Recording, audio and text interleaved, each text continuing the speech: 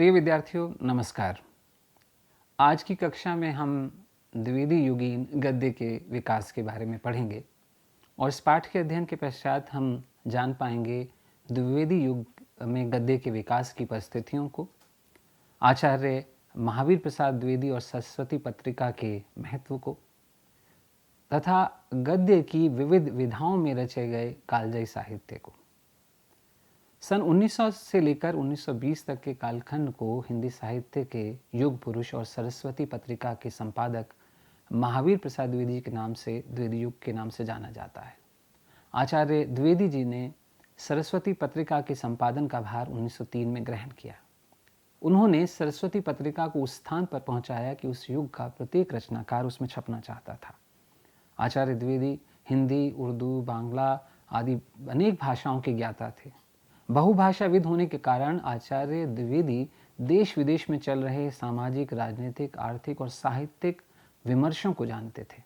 राजा राममोहन रॉय, ईश्वरचंद्र विद्यासागर और स्वामी दयानंद सरस्वती से प्रेरित नवजागरण की मुक्तिकालीन चेतना से संपन्न आचार्य महावीर प्रसाद द्विवेदी अपने समाज को औपनिवेशिक दास्ता से मुक्ति दिलाना चाहते थे। वे जानते थे कि औपनिवेशिक दास्ता से जकड़े हुए भारत को किस प्रकार के साहित्य की जरूरत होगी। उनके सामने ब्रजभाषा का समृद्ध और प्रचलित काव्य संसार था, तो भारतेंदु युग का निरंतर विकसित होता गद्य भी सामने था। उनके सामने हिंदी का बेतरतीब रूप से बिखरा हुआ व्याकरणिक ढांचा था और साथ ही साथ पुराने रीतिवादी जड़ विषयों की श्रृंखला भी मौजूद थी। वे देख पा रहे थे कि यदि इस प्रकार साहित्य की रचना होती रही तो साहित्य अपने ऐतिहासिक लक्ष्य यानी जनचेतना के प्रसार से कहीं ना कहीं विमुख हो जाएगा। इसलिए आचार्य द्विवेदी ने अपने समय के साहित्य संसार में हस्तक्षेप को अपने संपादन कर्म का दायित्व बना लिया। वैसे किसी भी कालखंड में कोई भी नया साहित्यिक परिवर्तन एकदम से नहीं आता। एक साहित्यिक धारा के भीतर से ही एक नई धारा के सूत्र निकलते हैं। कभी युग के रचनाकार अपने पूर्ववर्ती परंपरा का अनुसरण करते हैं, तो कभी कभी वे अपनी पूर्ववर्ती धारा के विरोध से अपना नया मार्ग बनाते हैं। भारतेंदु युग को साहित्य हिंदी प्रदेश में जो परिवर्तन आया, नवोन्मेष आया, उसको भारतेंदु युग दर्ज करता है। तो द्विवेदी युग उस साहित्य या नवोन्मेष को विस्तार प्रदान करता है। भारतेंदु युग में काव्य भाषा के रूप में खड़ी बोली हिंदी के प्रयोग को लेकर दोचित्तापन दिखाई देता है। इस युग के रचनाकार यह तो स्वीकार कर रहे थे कि गद्य की भाषा के रूप में खड़ी बोली हिंदी सर्वाधिक उपयुक्त है, पर हिंदी को काव्य भाषा के रूप में बरतने को लेकर भारतेंदु युग के रचनाकारों में एक हिचक या फिर कहीं ना कहीं नकार भी दिखाई देता है। इस अर्थ में द्विवेदी युग के रचनाकार हिंदी में काव्य रचना के लिए निरंतर प्रयासरत रहते हैं। एक और अंतर भारतेंदु युग और द्विवेदी युग के रचनाकारों में इस बिंदु पर दिखाई देता है कि इस युग के रचनाकार हर विधा को एक बहुत ऊंचाई पर लेकर चलते हैं और इसलिए हिंदी साहित्य में कहानी, उपन्यास, आलोचना तथा साहित्य इतिहास का एक उम्दा मकाम या ऊंचाई इस क्षेत्र में दिखाई देती है। गद्य को आधुनिक समय की अभिव्यक्ति का सशक्त माध्यम माना जाता है। भामा ने काव्यालंकार में गद्य को प्रकृत अनुकूल श्रव्य शब्दार्थ पदवृत्ति कहा, तो वामन ने काव्यालंकार सूत्र वृत्ति में गद्यम कविनाम निक्षम वदंती कहकर गद्य को कवियों की कसौटी बताया। यूँ तो संस्कृत भाषा में गद्य के कई उदाहरण उपस्थित हैं और मध्यकाल में गंग कवि की चंद छंद वर्णन की महिमा नाम से गद्य की रचना मिल जाती है, परंतु हिंदी में गद्य का वास्तविक आरंभ तो 19वीं शती में आधुनिक काल में सदा सुखलाल, सदल मिश्र और इंशा अल्लाह खां के प्रयासों से हुआ। यह काल भारत के इतिहास में नवजागरण के काल के लिए जाना जाता है। सन 1835 में लॉर्ड मैकॉले ने पश्चिमी ढंग की शिक्षा अंग्रेजी के माध्यम से देने की वकालत की। उनका मानना था कि इससे भारत में काले अंग्रेज पैदा होंगे जो अपने रंग रूप से तो भारतीय होंगे पर अपनी आत्मा से अंग्रेजों के गुलाम हो चुके होंगे। पश्चिमी ढंग की शिक्षा पद्धति के साथ भारत में नवजागरण की चेतना का विकास भी साथ साथ हुआ और भारतीय शिक्षित समाज भारतीय समाज और विश्व को नई दृष्टि से देख रहा था। वह ब्रिटिश शासन की क्रूरता को देख रहा था, शोषण, दमन और अत्याचार को देख रहा था। वह जान पा रहा था कि भारतवासी स्वयं जड़ता का शिकार हैं और जब तक भारतीय समाज में जड़ता विद्यमान है, कोई भी नया बड़ा परिवर्तन देश में नहीं आ सकता। इसलिए 19वीं सदी में ब्रह्मो समाज, प्रार्थना समाज, आर्य समाज जैसे संगठनों से समाज सुधार के कई बड़े आंदोलन चले। भारतीय समाज में दूसरा बड़ा जो परिवर्तन आता है वह प्रेस के विकास से आता है। पश्चिम से आ रही औद्योगिक क्रांति की धमक भी भारत उससे भी अछूता ना रहा था। प्रेस के माध्यम से देश विदेश के विचारों से भारतीय जनता अवगत हो रही थी। इसलिए इससे भारत में राष्ट्रवादी चेतना का प्रसार भी होने लगा था। हिंदी का पहला अखबार कलकत्ता से पंडित जुगल किशोर के संपादन में उदंत मार्तंड नाम से निकला सन 1826 में। 19वीं सदी के उत्तरार्ध में तो जैसे हिंदी में पत्र पत्रिकाओं की बाढ़ ही आ गई। इन पत्र पत्रिकाओं में न केवल काव्य बल्कि देश दुनिया से जुड़ी खबरें और निबंध इत्यादि प्रकाशित होने लगे। हिंदी में कहानी, नाटक, यात्रा वृत्तांत जैसी और आलोचना जैसी विधाओं का जन्म हुआ। द्वितीय युग का प्रारंभ अगर देखें तो 20वीं सदी का प्रारंभ है। इस समय में देश में कांग्रेस की स्थापना हो चुकी थी। तिलक स्वराज के लिए संघर्ष की आधारभूमि बना चुके थे। तो बंग भंग ने देश में ब्रिटिश शासन के विरुद्ध जनता में असंतोष भर दिया था। ऐसे में आचार्य महावीर प्रसाद द्विवेदी हिंदी साहित्य के पटल पर अवतरित होते हैं और एक युग की शुरुआत होती है। आचार्य द्विवेदी ने हिंदी भाषा का परिष्कार तो किया, पर उनका लक्ष्य कुछ और भी था। डॉक्टर रामविलास शर्मा लिखते हैं, भाषा परिष्कार का काम व्यापक कार्यक्रम का अंश मात्र है, वह उसका सबसे महत्वपूर्ण अंश नहीं है। असल में आचार्य का काम एक व्यापक संश्लिष्ट जीवन दृष्टि का विकास करना है, जिसमें साहित्य केंद्रीय स्थिति में। रामस्वरूप चतुर्वेदी भारतेंदु से इसकी साम्यता दिखाते हुए कहते हैं कि पुनर्जागरण युग की संश्लिष्ट चेतना के अनुरूप जैसे भारतेंदु का व्यक्तित्व है, वैसे ही महावीर प्रसाद द्विवेदी का व्यक्तित्व भी है। वे मूलतः सरस्वती के संपादक हैं, जो शुद्ध साहित्यिक पत्रिका नहीं है अपने नामकरण के बावजूद। उस युग की सामान्य पत्रकारिता ही ऐसी है। भारतेंदु कवि वचन सुधार नाम की पत्रिका निकालते हैं, जिसमें वे स्वदेशी के व्यवहार के लिए प्रतिज्ञा पत्र प्रकाशित करते हैं। तो आचार्य महावीर प्रसाद द्विवेदी सरस्वती में संपत्ति शास्त्र नामक अपनी पुस्तक का अंश छापते हैं। दोनों की एक ही मूल वृत्ति है, मानव जीवन की समग्र संश्लिष्ट प्रस्तावना करना। तो सरस्वती पत्रिका के माध्यम से आचार्य द्विवेदी साहित्य, जीवन, समाज, राष्ट्र से जुड़े हुए अनेक नए विषय लेकर आ रहे थे। नई नई विधाओं को इस समय विस्तार मिलता है और द्विवेदी की गद्य भाषा में मुख्यतः 4 प्रकार की रीतियाँ दिखाई देती हैं। पहली संस्कृत पदावली की, दूसरी उर्दू मोहल्ला या उर्दू की, तीसरी ठेठ हिंदी की और चौथी हिंदुस्तानी की। गोविंद नारायण मिश्र, श्याम सुंदर दास, चंडी प्रसाद हृदयेश प्रसाद आदि ने संस्कृत निष्ठ हिंदी का प्रयोग किया। यद्यपि पूरे तौर पर उर्दू का तो कोई बड़ा लेखक इसमें नहीं कह सकते, पर पारसी नाटकों, बालमुकुंद गुप्त, पद्म सिंह शर्मा और प्रेमचंद के अनेक पात्र अरबी फारसी मिश्रित हिंदी का प्रयोग करते हैं। अयोध्या सिंह उपाध्याय हरिऔध ठेठ हिंदी का ठाठ में हिंदी का ठाठ दिखाते हैं।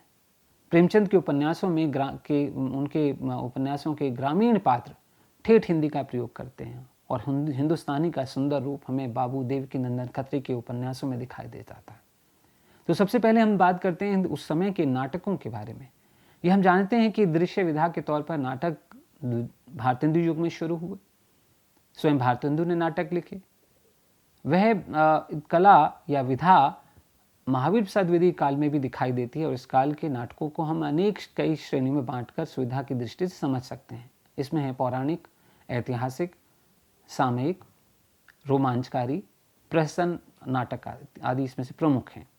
भारतेंदु युग के कई नाटककारों ने राम, कृष्ण और अन्य पौराणिक पात्रों को केंद्र बनाकर नाटक लिखे।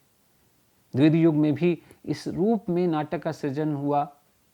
कृष्ण के चरित्र को आधार बनाकर राधाचरण गोस्वामी का श्रीदामा, शिवनंदन सहाय का सुदामा, बनवारी लाल का कृष्ण कथा और कंसवध, ब्रजनंदन सहाय का उद्धव आदि इसमें प्रमुख हैं। तो राम के चरित्र को आधार बनाकर राम नारायण मिश्र का जनक बाड़ा, गंगा प्रसाद का रामाभिषेक, गिरधर लाल का राम वन यात्रा आदि इसमें प्रमुख हैं। अन्य पौराणिक पात्रों और घटनाओं को आधार बनाकर भी कई बड़े काव्य लिखे गए। जैसे महावीर सिंह का नल दमयंती, लक्ष्मी प्रसाद का उर्वशी, हनुमंत सिंह का सती चरित्र, बांके बिहारी लाल का सावित्री बहुत महत्वपूर्ण नाटक है। तो समसामयिक विषयों पर प्रताप नारायण मिश्र का भारत दुर्दशा, भगवती प्रसाद का वृद्ध विवाह, कृष्णानंद जोशी का उन्नति कहाँ से होगी आदि उल्लेखनीय नाटक हैं। इन नाटककारों ने अपने नाटकों के माध्यम से अपने समय के सामाजिक राजनीतिक जीवन की विकृतियों और विसंगतियों को सामने लाने का प्रयास किया। भारतेंदु ने जिस प्रकार से दो तत्व बताए थे कि देशवत्सलता और समाज संस्कार नाटकों के तत्व होने चाहिए, वे तत्व इन नाटकों में भी दिखाई देने लग जाते हैं। ऐतिहासिक नाटकों की अगर श्रेणी बनाई जाए तो उसमें वृंदावन लाल वर्मा का नाम पहले रखा जाएगा। उनका सेनापति उदल, हरिदास माणिक का संयोगिता हरण, गंगा प्रसाद गुप्त का वीर जयमल, बद्रीनारायण भट्ट का चंद्रगुप्त बहुत उल्लेखनीय नाटक है। भारतेंदु युग के में पारसी रंगमंच और नाटकों की आरंभिक धारा भी इस समय में द्विवेदी युग में आगे बढ़ती हुई दिखाई देती है। नारायण प्रसाद बेताब, आगा हश्र कश्मीरी, राधेश्याम कथावाचक के नाटकों ने की धूम उस समय मची हुई थी। इन्होंने रोमांचकारी नाटक लिखे। कहीं नाटकों का धरातल लौकिक था तो कहीं अलौकिक। पारसी रंगमंच ने नाटकों के भव्य मंच सामने लेकर आए। नाटकों को चमत्कारपूर्ण बनाने के लिए खास पर्दा वेशभूषा के साथ क्रेन की सहायता से आकाश मार्ग से देवताओं का आना जाना, पुष्प वर्षा करने के दृश्यों का आयोजन किया जाता था, जिससे दर्शकों का बहुत मनोरंजन होता था। इन नाटकों में ग्रीक नाटकों की तरह कोरस का भी बहुत प्रयोग किया जाता था। इस युग में पारसी रंगमंच को या पारसी नाटकों को सिर्फ प्रसिद्धि ही नहीं मिली, अपितु कई बड़े रचनाकारों ने इसका विरोध भी किया। बालकृष्ण भट्ट ने तो एक जगह पे लिखा कि पारसियों ने नाटक को जो सभ्य समाज का परमोत्कृष्ट विनोद था बिगाड़कर भांड पतुरियों के तमाशे से भी विशेष कर डाला। इनके नाटकों में सिवा इश्क और आशिक माशूकी की तरक्की के किसी भी तरह का सदुपदेश जो नाटकों के अभिनय का मुख्य उद्देश्य है नहीं निकलता। ना इससे हम लोगों की किसी तरह की सहानुभूति हमें है, हमारा किसी भी तरह का उपकार इन तमाशों से नहीं होने वाला, और इनको केवल रुपया कमाने से मतलब है, जो खातिर साल में एक बार आकर कमा ले जाते हैं और प्रत्युत्कार में कुप्रवृत्ति की ओर लोगों की तबीयत रजू कर जाते हैं। और ना इनके नाटकों से हमारी भाषा की कुछ तरक्की होती है। हिंदी से सरोकार नहीं, उर्दू में अभिनय करते हैं सो भी भ्रष्ट। 1883 में ये लेख लिखा था बालकृष्ण भट्ट ने हिंदी प्रदीप में। उन्होंने साहित्य और समाज पर पारसी रंगमंच के नाटकों की विकृत छवियों की खूब बखिया उधेड़ी। जाहिर है इसके पीछे नवजागरण की लहर और आधुनिक युग में नाटक के जनक भारतेंदु के नाटक और चिंतन ही दृढ़ आधार रहे होंगे। पारसी कंपनियों पर दर्शकों पर सस्ती अभिरुचि थोपने और भौंडे प्रदर्शन का आरोप लगता ही रहा। अकेले बालकृष्ण भट्ट ही नहीं, जनार्दन दत्त भट्ट, कटुवादी जयशंकर प्रसाद, पांडे बचन शर्मा उग्र ने भी समय समय पर पारसी रंगमंच पर कठोर टिप्पणियां की और लेख लिखे। ये अलग बात है कि आगे चलकर नाट्य चिंतकों ने पारसी रंगमंच को इस एकांगी दृष्टिकोण से मुक्त होकर देखा। पारसी कंपनियों के लिए नाटक लिखने वाले वैतनिक मुंशियों में राधेश्याम कथावाचक, नारायण प्रसाद बेताब और आगा हश्र कश्मीरी का नाम उनके नाटक हिंदी के नाटक के इतिहास में बहुत खास स्थान रखता है। कई आलोचकों ने यह भी कहा कि उनके कई नाटक स्तरीय हैं और अश्लीलता से परे भी हैं। इस युग में, द्विवेदी युग में भारतेंदु के समय की तरह ही अनुदित नाटकों का प्रचलन भी जारी रहा। संस्कृत, अंग्रेजी और बांग्ला भाषा से अनेक नाटक हिंदी को मिले। संस्कृत में सदानंद अवस्थी ने नागानंद का अनुवाद किया, लाला सीताराम ने मृच्छ कटिकम का, कविरत्न सत्यनारायण ने उत्तर रामचरित का अनुवाद किया। शेक्सपियर के नाटकों के अनुवाद भी साथ साथ फ्रेंच नाटककार मॉलियर के नाटकों के अनुवाद सीताराम, लली प्रसाद पांडे और गंगा प्रसाद श्रीवास्तव ने भी इनका अनुवाद किया। बांग्ला से ब्रजनंदन सहाय ने कुछ नाटकों का भी अनुवाद किया है। हालांकि इस युग में मौलिक नाटकों का भी सृजन अनेक धाराओं में हुआ और भारतीय अभारतीय नाटकों के अनुवाद भी हुए। हिंदी नाटक के आरंभिक युग और द्विवेदी युग के बाद प्रसाद के समय में नाटक जिस ऊंचाई पर पहुंचा या वैसी नाट्य प्रतिभा द्विवेदी युग के साहित्य में वैसे कम ही मिलती है। कुल मिलाकर यह तो कहा ही जा सकता है कि द्विवेदी युग में नाट्य रचना तो हुई, पर वह अपनी पूर्ववर्ती परंपरा का पूर्ण विकास नहीं थे। यह ज़रूर है कि व्यावसायिक पारसी रंगमंच ने हिंदी नाटक को नई तकनीक और विषय से समृद्ध किया। अब हम बात करेंगे द्विवेदी युग की हिंदी कहानी पर। कहानी की दृष्टि से महावीर प्रसाद द्विवेदी का युग अपेक्षाकृत नाटक से अधिक समृद्ध युग है और कथा परंपरा की ठोस शुरुआत का युग यहाँ कहा जा सकता है। बल्कि कुछ विद्वानों ने माना है कि सरस्वती पत्रिका के प्रकाशन के साथ ही हिंदी कहानी में की अपनी यात्रा भी आरंभ होकर आगे बढ़ी। न सिर्फ हिंदी की बल्कि आरंभिक कहानियाँ इस कालखंड में प्रकाश में आई, वरन हिंदी कहानी की भिन्न धाराओं का आरंभ भी पाठकों के समक्ष विशिष्ट रूप से आकार लेने लगा। हिंदी के आरंभिक कथाकारों में किशोरीलाल गोस्वामी, माधव प्रसाद मिश्र, बंग महिला, रामचंद्र शुक्ल, जयशंकर प्रसाद, वृंदावन लाल वर्मा आदि उल्लेखनीय हैं। किशोरीलाल गोस्वामी की इंदुमती, माधव प्रसाद मिश्र की मन की चंचलता, मास्टर भगवान दास की प्लेग की चुड़ैल, रामचंद्र शुक्ल की 11 वर्ष का समय और बंग महिला की दुलाई वाली कहानियाँ इसी समय में प्रकाश में आती हैं। आधुनिक हिंदी कहानी इस समय शक्ल लेने लगी थी। वृंदावन लाल वर्मा ने राखी बंद भाई लिखकर ऐतिहासिक कहानियों की परंपरा का सूत्रपात किया। द्विवेदी युग में ही जयशंकर प्रसाद का कहानी संग्रह छाया शीर्षक से प्रकाशित हुआ। आकाशदीप, प्रतिध्वनि, इन कहानियों की अलंकारिक और काव्य में जो भाषा है, जो गद्य है, वो एक विशेषता बनकर आता है जयशंकर प्रसाद की कहानियों की। राधिका रमण प्रसाद की सिंह की चर्चित कहानी कानों में कंगना इंदु में प्रकाशित होती है। हिंदी की यथार्थवादी कहानी परंपरा के जनक कथा सम्राट प्रेमचंद की सौत, पंच परमेश्वर, सज्जनता का दंड, ईश्वरीय न्याय, दुर्गा का मंदिर, बूढ़ी काकी जैसी कहानियाँ इसी समय में आलोक में आती हैं। गंगा जमनी तहजीब में हाशिए के समाज को कथा के केंद्र में लाने का श्रेय प्रेमचंद को मिला, उनकी कहानियों को मिला। प्रेमचंद ने घटनात्मक विधान, कथानक, संवेदना, पात्र सभी को केंद्र में रखकर कथा का सृजन किया। उनकी कहानियाँ हिंदी कथा परंपरा में आदर्शोन्मुख यथार्थवाद की सुदृढ़ नींव डालती हैं। प्रेमचंद अपनी कहानियों के माध्यम से समाज के हर तबके के बीच जारी अन्याय का प्रतिकार करते हैं। वे मानव चरित्र के कुशल चितेरे हैं। इसी समय चंद्रधर शर्मा गुलेरी की उसने कहा था कहानी सरस्वती पत्रिका में 1915 में छपती है। प्रथम विश्व युद्ध की पृष्ठभूमि लिखी गई लहना सिंह की ये कहानी गुलेरी जी को हिंदी साहित्य को दी गई एक अनूठी भेंट है। हालांकि उसके बाद गुलेरी जी ने बुद्धू का कांटा और सुखमय जीवन कहानियां भी लिखी, पर सर्वाधिक चर्चित उसने कहा था ही रही। इसके साथ इस कहानी के कई पाठ और पुनर्पाठ भी लगातार होते रहे। कहीं इस कहानी को विश्व युद्ध की विभीषिका को समझाने की दृष्टि से समझाया गया, दिखाया गया। कहीं प्लेटोनिक लव की या प्रेम की कहानी इससे बताई गई, तो कहीं सिखों और कृषि के संदर्भों को भी इस कहानी के जरिए समझने की कोशिश की गई।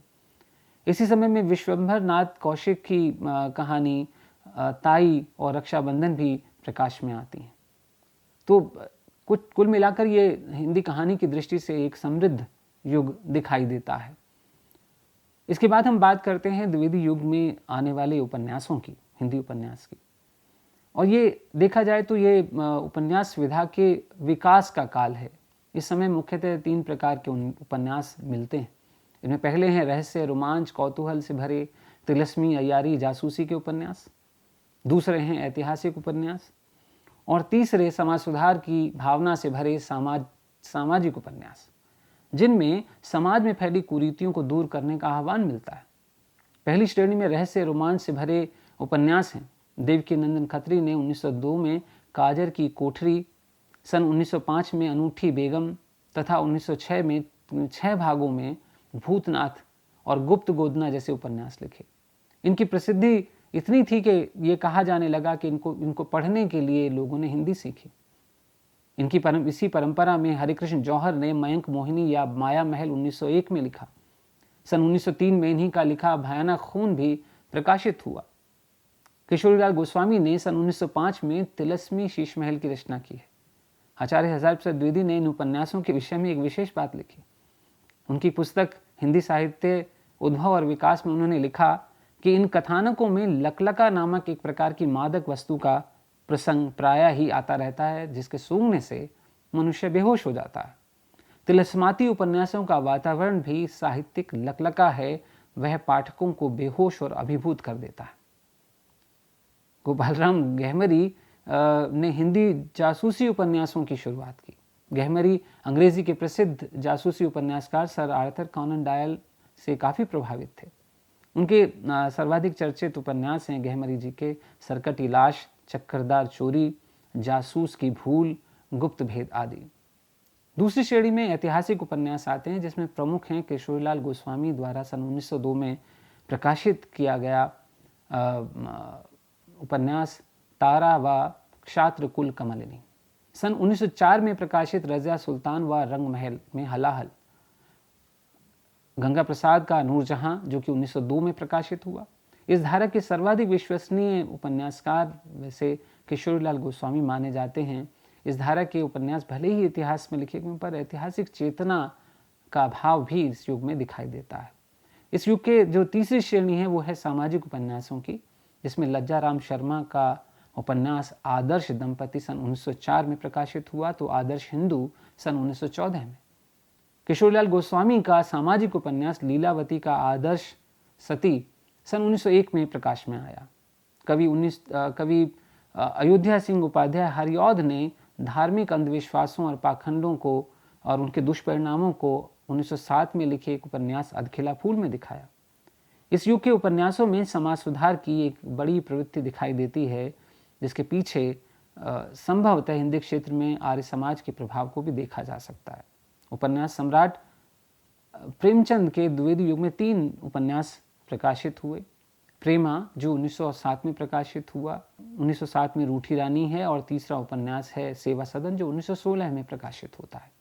इन उपन्यासों में भी समाज सुधार के विचार को साफ देखा जा सकता है। इस काल में के उपन्यासों पर बांग्ला के उपन्यासों का भी काफ़ी प्रभाव पड़ता है। इसके बाद हम बात करेंगे द्विवेदी युगीन आलोचना के विषय में। यद्यपि भारतेंदु युग में हिंदी आलोचना के बीज पड़ चुके थे और प्रेमघन समीक्षाएं लिख रहे थे, उनकी समीक्षाएं प्रकाश में आ चुकी थी, परंतु वास्तविक रूप से हिंदी आलोचना का जो प्रारंभ है या विकास है वो द्विवेदी युग में होता है। स्वयं आचार्य महावीर प्रसाद द्विवेदी संपादक बनने से पूर्व सन 1901 में नायिका भेद और कवि कर्तव्य जैसी आलोचनात्मक लेख लिख चुके थे, जिसमें उन्होंने कवियों को युगानुरूप लेखन करने के लिए प्रेरित किया। इस समय में आलोचना के लिए समालोचना जैसा शब्द प्रचलन में आता है। इस युग में 5 प्रकार की आलोचनाएं दिखाई देती हैं। पहली है काव्यशास्त्रीय आलोचना, जिसमें रीतिकाल के लक्षण ग्रंथों इत्यादि की चर्चा की जाती है। जगन्नाथ प्रसाद भानु की पुस्तक काव्य प्रभाकर 1910 में और छंद सारावली सन 1917 में प्रकाशित होती है।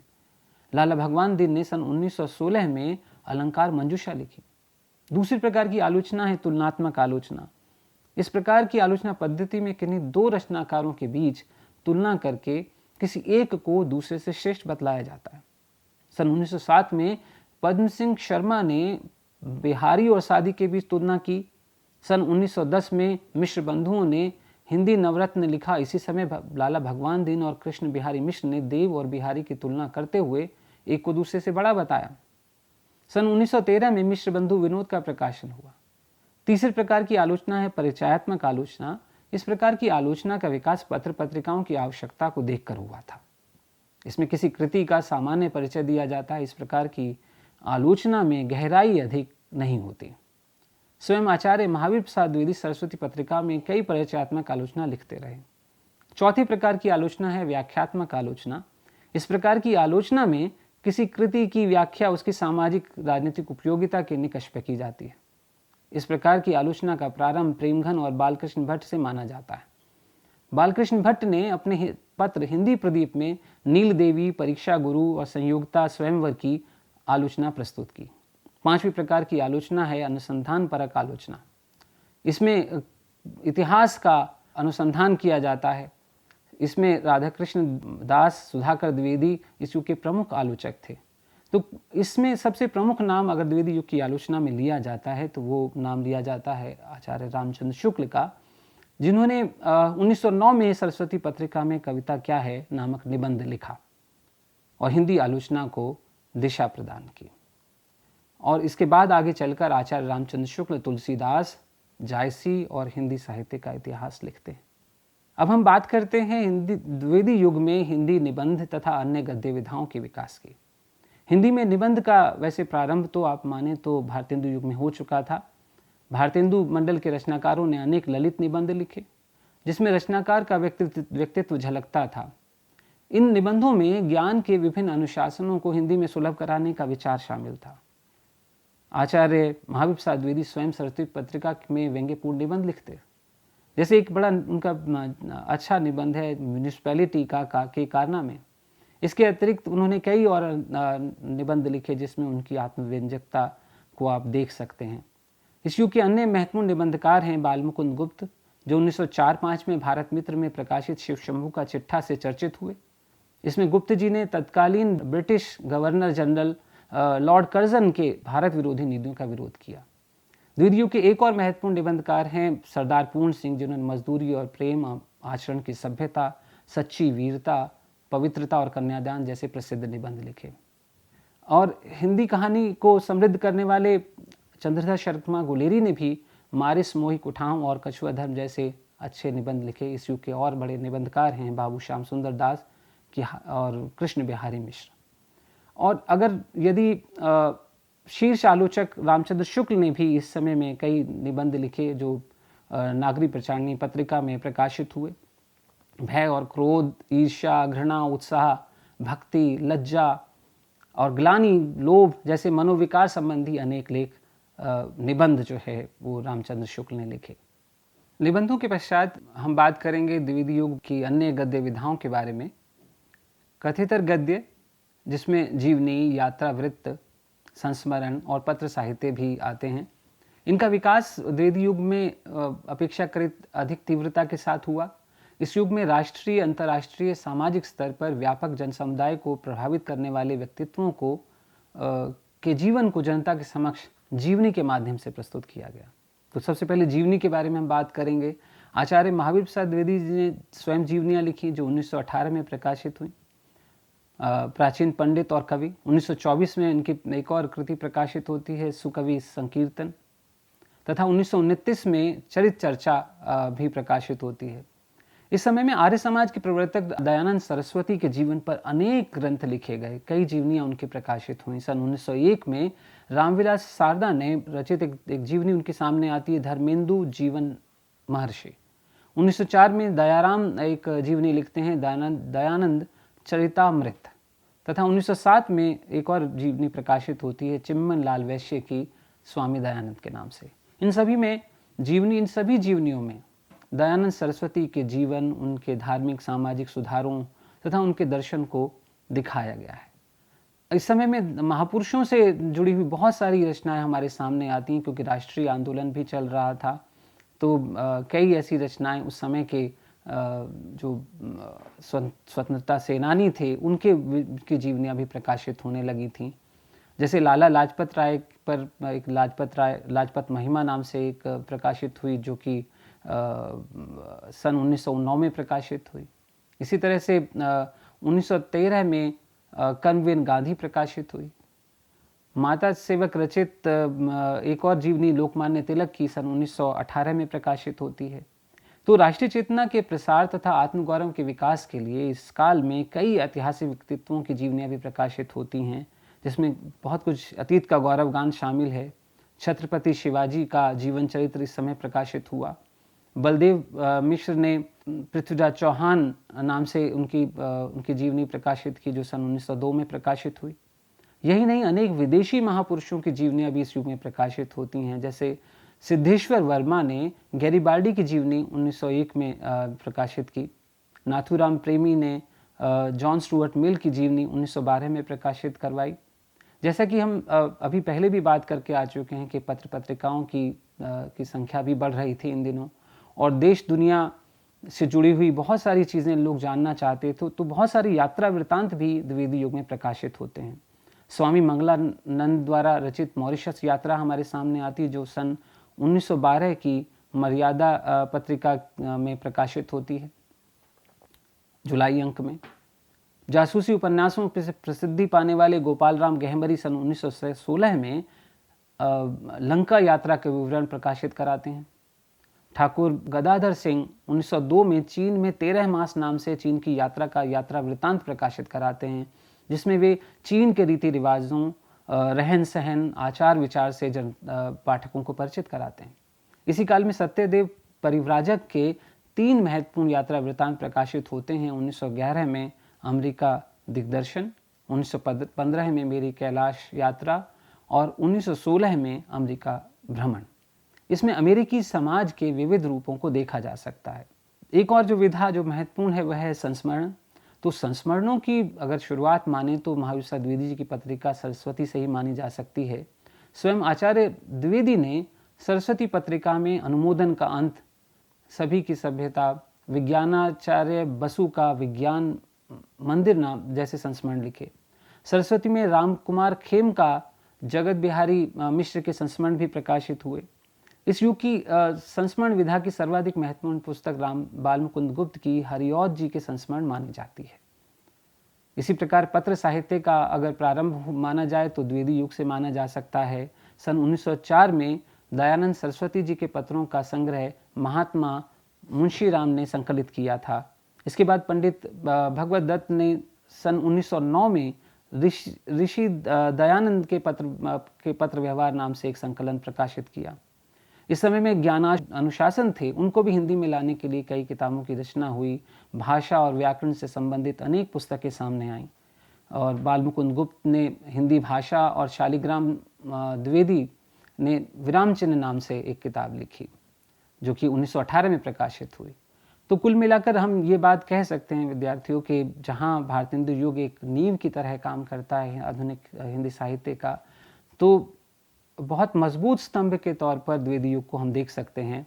द्विवेदी युग ने भाषा और हिंदी साहित्य को व्यापक स्वरूप प्रदान किया। छायावाद जैसे शक्ति काव्य के सूत्र यहाँ से शुरू होते हैं। प्रेमचंद के आदर्शोन्मुख यथार्थवाद और रामचंद्र शुक्ल के लोक मंगल की साधना अवस्था की नींव भी इस युग में पड़ती है। इस युग को इतिहास में दर्ज कराने के लिए आचार्य महावीर प्रसाद द्विवेदी और उस युग के रचनाकारों का योगदान अतुलनीय है। धन्यवाद।